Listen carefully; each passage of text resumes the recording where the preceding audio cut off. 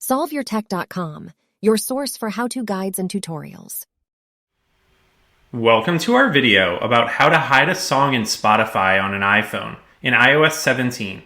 If this guide helps you out, then please consider subscribing and liking this video. If there's a song on one of your playlists in Spotify that you no longer wish to hear, then you have the option to hide that song. You can do this by opening the Spotify app. You can then select the Your Library tab at the bottom right corner of the screen, and then you can select the playlist or album that contains the song that you would like to hide.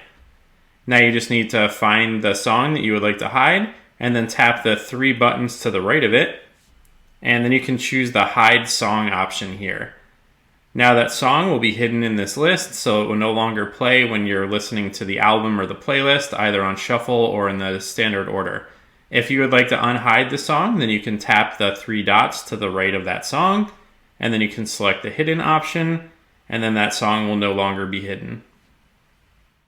Make sure to like this video and subscribe to our channel to see more tech guides like this one. For additional information on this topic and to read the entire article, click the link in the description to visit solveyourtech.com.